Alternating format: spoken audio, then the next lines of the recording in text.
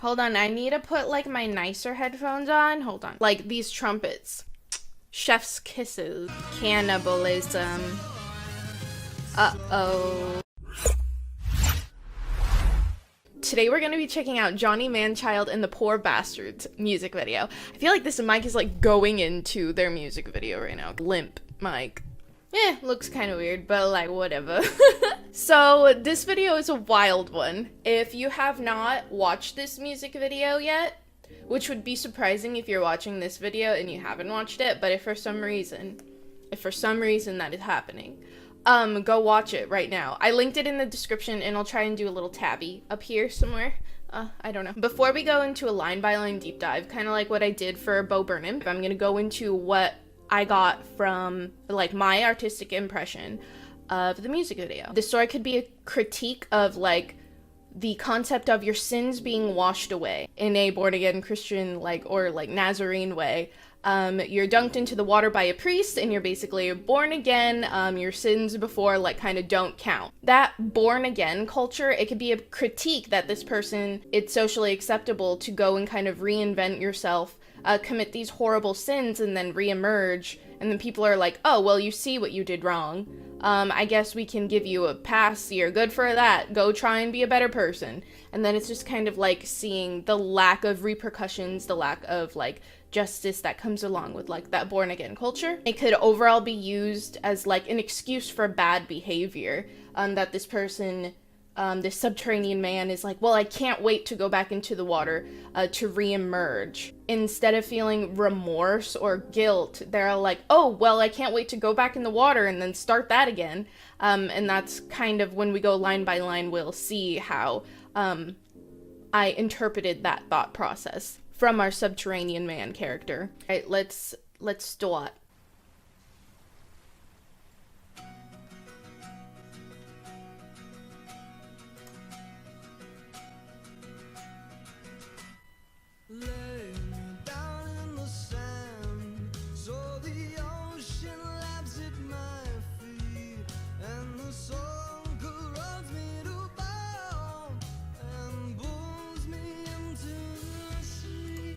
So here our character mentions requesting to be laid down at the sand so that the ocean can slowly take him in with the tide, assuming the character is at peace with his decision to do so. And it's even mentioned later that he will sink freely, peacefully, and heavily, which is not usually the, adjectives people use when they change themselves as a person. Usually it's a very challenging and difficult place to be in your life to try and notice these things about yourself and then change them. The first thing you say in self-discovery is not that it's freeing, it's that it's difficult to come to those realizations at first, and then later when you change it is freeing.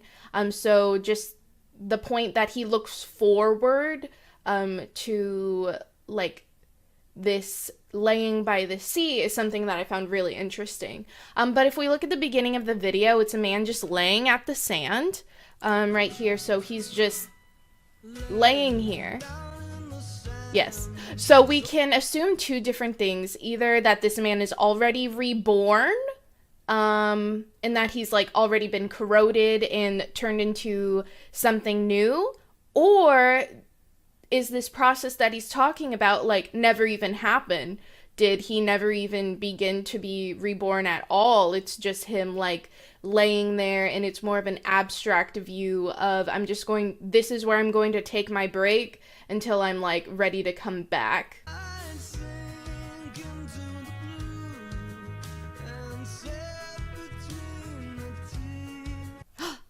They said the title of the song, they said Sift. He'd sink into the blue and sift into the teeth. You know, the sieve when you bake and then you sift the flour through the sieve, right? When you're sifting, you're kind of wanting to take out the coarser bits to leave a smoother, fluffier mixture. And also you're left with more of the flour because you sifted air into it. So if you start with a cup of flour, you'll get a cup and a fourth. So basically this sifting motion in his personality, it's sifting out the coarser bits or the undesirable bits to get more of yourself that you want. So this is what the character's like goal is. If he's achieving that goal is yet to be discovered. I don't think so.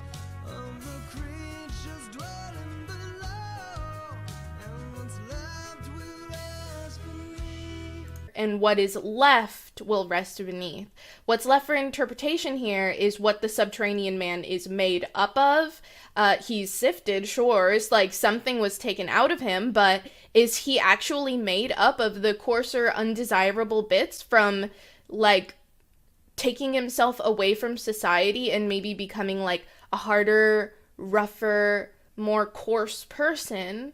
Or is this his process of trying to become a better person? Because we don't know what comes before or after. He could have been even worse before, and this is like his journey to betterment. And yeah, that's what's so fun. Like, we don't know the rest of his story. And so, like anything, it's very difficult to judge a person based off of like one part of their lives, because people change and they grow, or they get worse. In this case, we're not sure.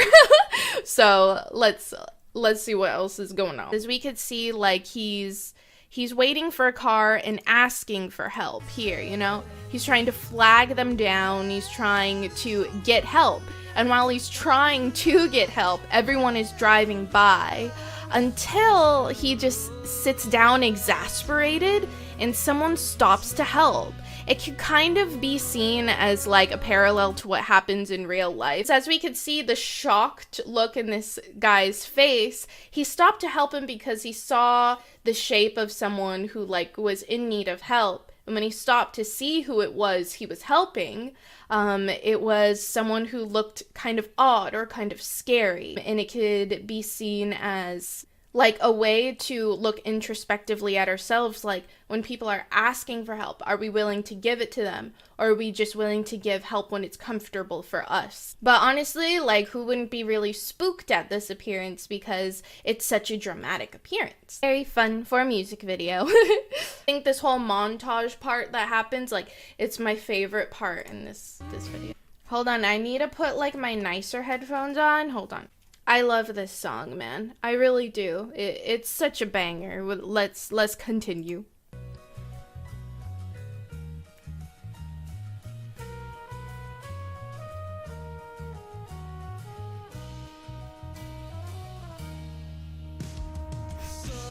So, like, we kind of see there, too, like, he turns around to say thank you, and then he's like, all right, I did my deed, like, I'm out with this, like, I'm good now. Now I can go back and tell people, like, I gave a hitchhiker a ride, but as far as the person that I helped, not very important. It can be interpreted that way. If you interpret that scene a different way, please let me know. I'm very curious.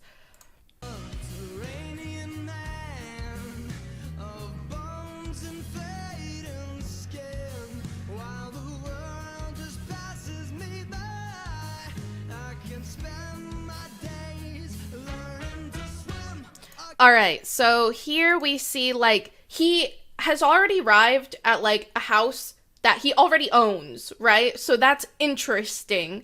So we can see that this person's on this, like, self-journey. That's what I can get from this. Like, this is not a new being that has, like, emerged from the sea and all of this. It's representative of someone who has existed before. And so we see that his house is in complete darkness, and he probably keeps it that way because as the way he's looking in the mirror and the way he's even, like, sleeping himself, like, he's uncomfortable in, like, who he is. He's uncomfortable with his being, and unhappy with himself. And then also, like, these trumpets. Chef's kisses.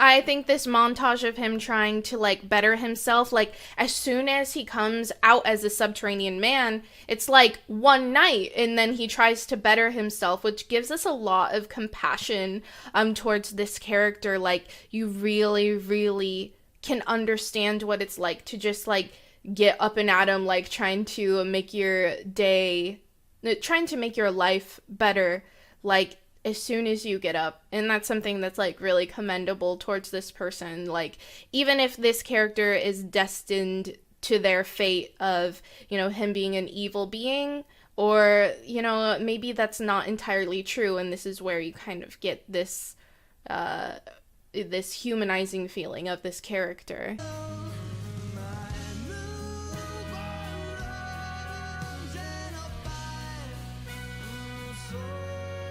And here we kind of see that this person, like, either they have the qualifications for this job, or they have, like, the promise in their personality to be able to do this job really well. So now we get an even more, like, humanizing view of this character, as he tries to, like, assimilate into normal life. And we see this during this montage here as well.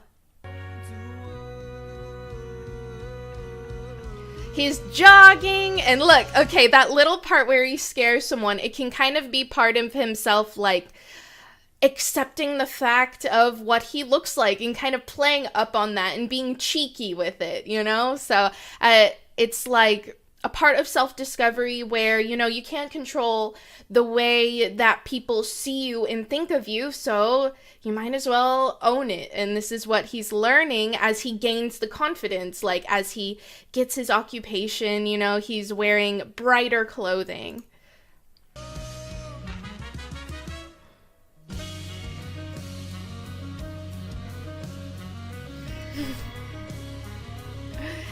And here we can kind of like appreciate the fact that he's still trying to do things that he likes to do, like doing yoga, no matter like people give him weird looks and stuff, but he's all like, whatever, I'm just doing what I want to do. I'm living my best life, so you guys can just like suck it, really.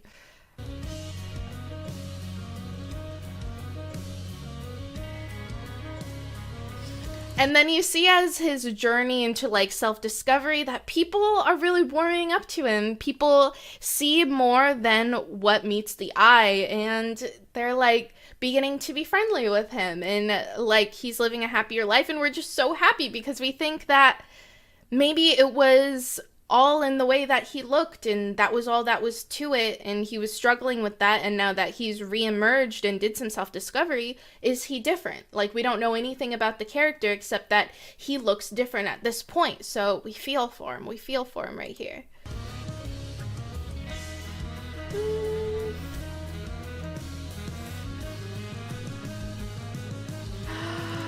You see here, like, the first time that anyone looks at him, it's kind of like spookiness. They're like, oh, or it's disgust, or it's surprise. But the first time their eyes meet, she doesn't react that way. And I think it's what everyone can, like, agree with what they want to find in a partner. Like, you want someone who sees you for you and not just the way that you look like. And I think if for a music video's sake, this love at first sight trope is something to easily get that feeling across. Even though it might not actually exist in real life, it's a good way to show the fact that this is what makes them click, that she is able to see him for him.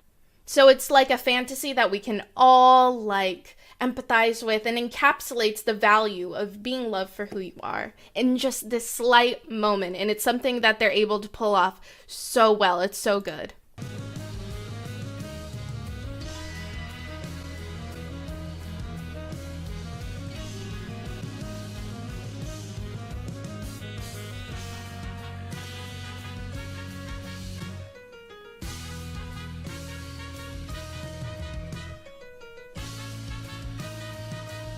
Here, before we get into what's about to happen, I think the music is done so well here, because in the beginning we got like a lullaby-esque sound that we kind of swayed to.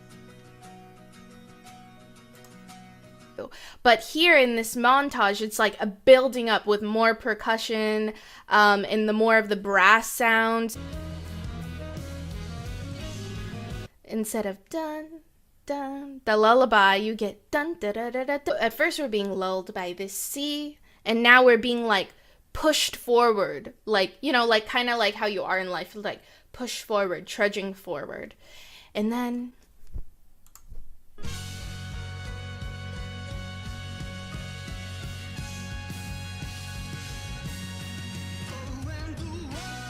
cannibalism.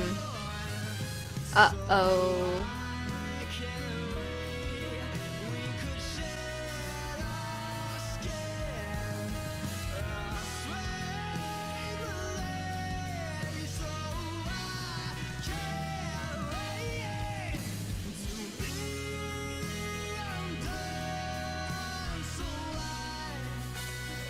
So we see, like, even though, like, that cannibalism, like, most of us probably can't, like, empathize with the fact that someone would want to cannibalize someone. At least I hope not. And so, but what we can empathize with the fact with is that I think if you're, like, in a long-term relationship or any kind of relationship, really, it's just this fear that this partner isn't who you think that they are. You spent all this time with trust and knowing them, and then they end up falling in love, but in the end, this animalistic urge that this character has, it caves through. And this is probably what he was trying to wash away in the beginning of the video. And so it could be seen as, like, maybe he's meant to be this way, or perhaps that this is what he's trying to change about himself. More than anything in this video, that had a strong effect on me personally, and I felt a lot of empathy for the victim in this case, because it's just a fear that I have, that you don't actually know someone, and that they don't mean the best for you. That's something that's really scary. So that's kind of what we take away from the visuals here. But if we listen to the lyrics here, and the world moves on, so why can't we? We could shed our skin, a sweet release. Oh, I can't wait to be undone so I can start again. So at the end of this tragic story, we see this character can't wait to start again, and we don't see any remorse based on this crime of cannibalism committed, and that's kind of unnerving, because you'd expect if someone wants to be better, they see guilt for what they have done and how they have treated others and want to be better based on that. So the lack of accountability here is interesting, which leads me more towards this, like, faded tragedy of this person who's meant to be a monster, or who isn't human at all, and who just lays at the sea and waiting for, like, their next victim, just because of that lack of accountability. So at the end of the video here, we're left with almost like basically a minute of credit scene, which is pretty normal, right? As this guy walks into the sea, you want to give everyone their thumbs up and, like, you know, like, we love you, we appreciate you, stuff like that. But artistically speaking, when, like, we want to overthink here, because this is what we do here in Adventure With Me, from an artistic perspective, from this imagery of this man walking into the water and denoting all of the people who are responsible for making this art come true, the directors, the donators, everyone who has helped make this art come to life, that, you know, they are responsible for the subterranean man ultimately existing. And if people stand by and watch these things unfold, they have a responsibility to his creation. He's able to exist and keep existing because of people's, you know, not only people's acceptance, but their support. Now, is this a good or a bad thing, or something that they even meant at all? I don't want to watch an ad. It's just another way to, like, deep dive into the song. Anyway, the song is fantastic. I love the music. Their little, like,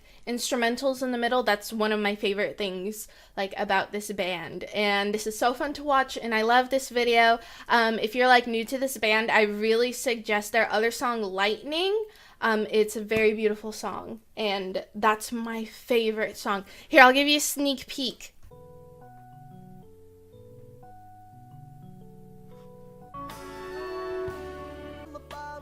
Oh, guys, this isn't what this, I love this song. Anyway, this song is great. Everything that they do is great, and this was a lot of fun, and I hope you guys had fun too.